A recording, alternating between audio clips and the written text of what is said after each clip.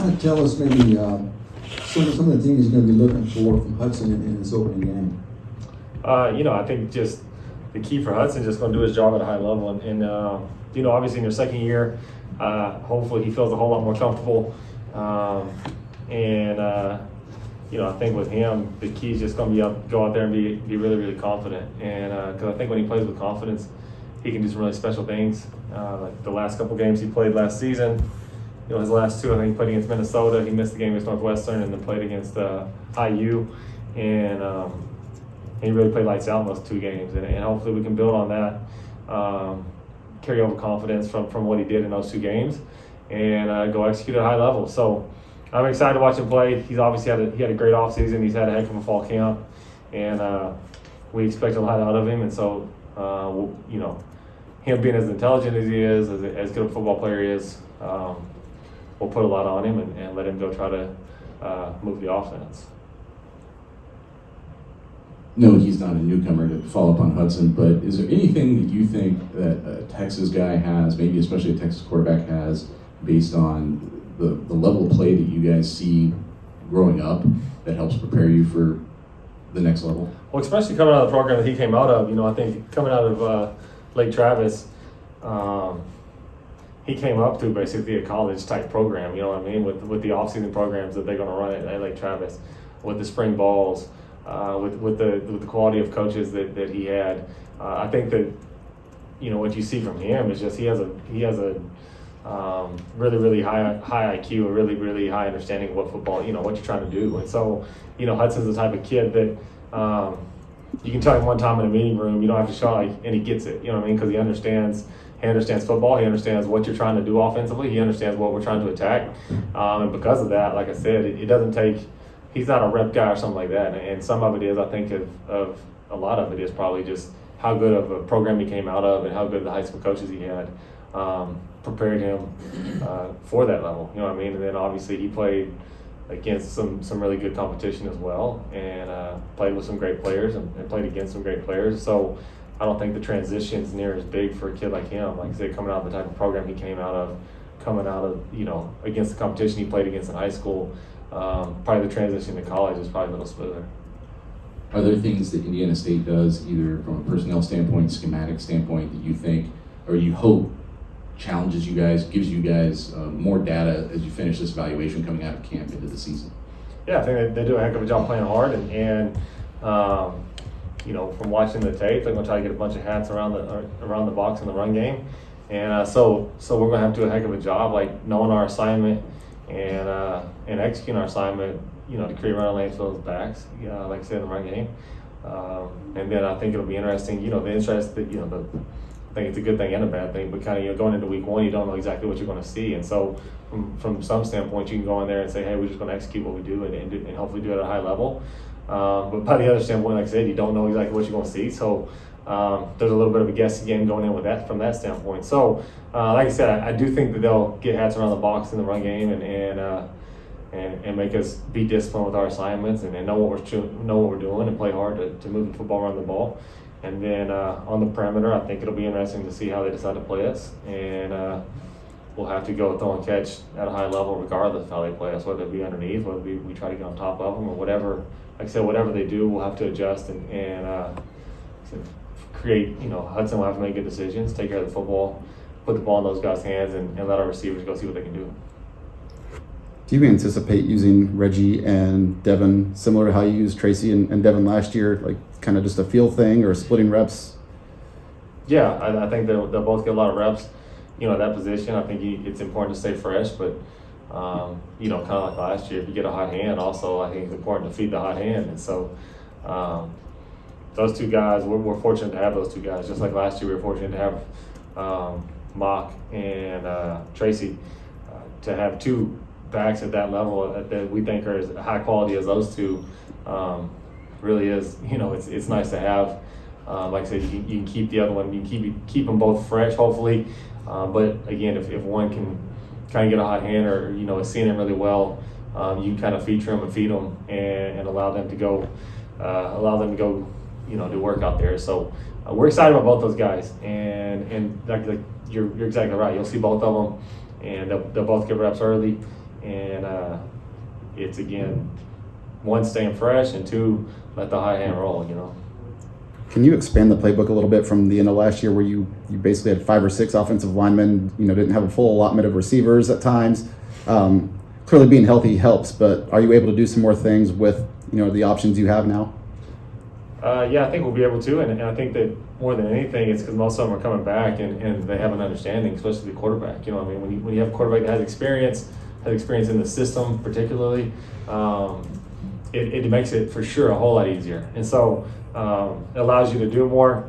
One thing that Leach used to tell me as a player, though, it's not about what I understand, it's about what we can get all 11 to understand. And so that's going to be the key to make sure all 11 can, just because Hudson can handle more doesn't mean like all 11 can handle more. So that'll be important to kind of see where we are. We do have a lot of guys coming back, though.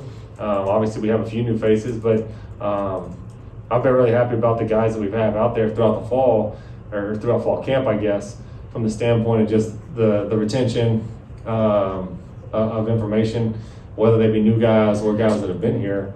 It's been pretty easy to coach them because, like I said, I think they want to learn, and 2, they've been in the system, most of them, for at least a year now. And so it makes things a whole lot easier. And hopefully we can stay healthy. Like you said, last year, obviously we got pretty beat up, and we had to be strategic even about practicing, and so hopefully we can actually practice this year. But regardless, if we can get 11 guys going the same direction, we'll have a chance. What are the challenges for coaches nowadays when you're breaking in so many new receivers and things like that? Do you have to water things down a little bit? You have to simplify it? Do you just throw everything at them at once and expect them to catch up? Yeah, I think with the transfer portal and kind of the new age of college football, obviously you're going to have more new guys each year than you had or used to in the past. You know what I mean? So there is I think a part of that you have to be smart about. But this group has been really, really sharp, you know what I mean? And like Tibbs, for instance, Tibbs can play any of the positions and knows exactly what to do regardless of what, any of the, what position he's playing, or what receiver position he's playing. And so when you have guys like that, it allows you to be a little more versatile and open up a little bit because you feel pretty comfortable about him. And if someone were to go down, well, you still feel good, like, oh shoot, the backup doesn't know what to do. Well, Tibbs can play any of them and know what to do. And we have a handful of guys like that, but he's just an easy example of a guy that one, he's taken giant leaps from year 1 to year 2, and 2, he's just a really, really intelligent player that allows you to do more offensively. So, but like you said, with the new receiver room, I think you have to be smart.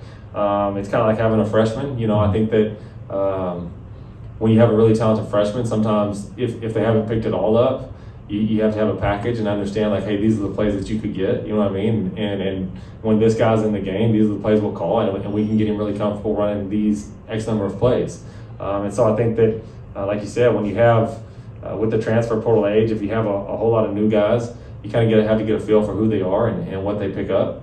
Obviously, if they pick it all up, then that makes it easy. But if they can't, but they're still really talented, I think it's important to find ways to get them on the field. So then I think you shrink the package down when they are on the field and do things that put them in a position to be successful, give them a chance to go out there and still use their abilities, but don't overwhelm them from a mental standpoint. Because I think that the biggest disservice we can do as coaches is to create hesitation from a mental standpoint. If you overload them with information and then you create hesitation, well, you're getting a watered down version of what you should be getting. And I think that's our job as coaches, is try to eliminate hesitation the best you can so you can get the best version of each guy on each play.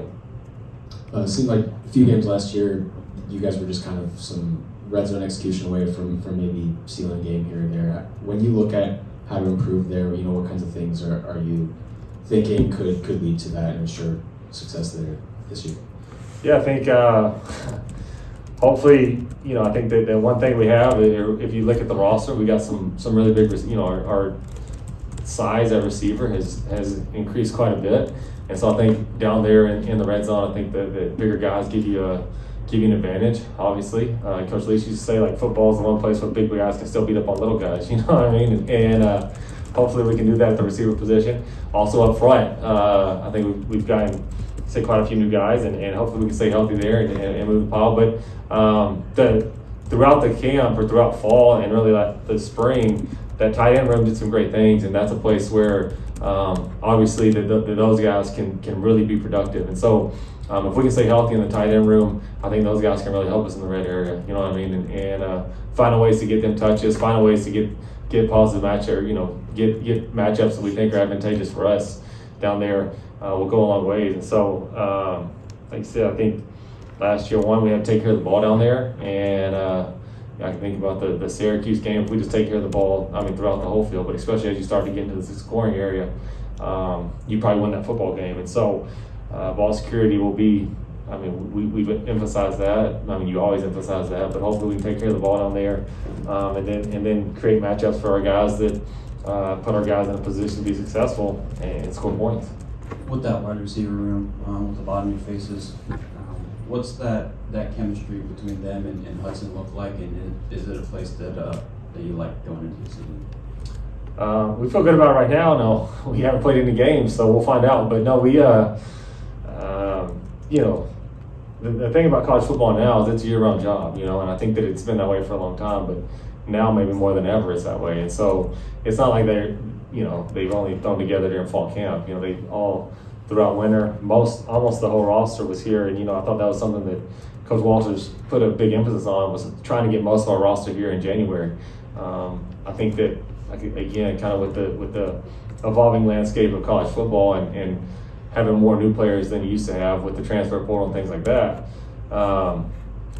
getting guys there in January is a big advantage, because now you can start to create your football team and get a whole lot of reps with each other throughout that spring before the summer starts. But most of the roster was here in January, so obviously they got a ton of reps together then. Those guys rarely get breaks throughout the summer. They get a couple, but they're here most of the summer together, still throwing. And then you get a whole lot of reps in fall camp. And so we feel good about where they are, the chemistry between those guys going into the game one. Obviously there's going to be some, I think there's going to be some learning curves. There's going to be some things that don't go your way, and it's not going to be perfect, I'm sure, week one, which obviously everyone would like it to be. But if it's not, we'll learn from it, we'll improve. We'll get back at it the following week and try to improve each week. But like I said, we feel good about it where they are right now. They've thrown a whole lot of balls together, and if we can just go out there and do our job at a high level, we'll give ourselves a chance each week. More questions for Coach Harrell? All right, thank you, Coach. Yeah, thank you. Bring up Coach Kane.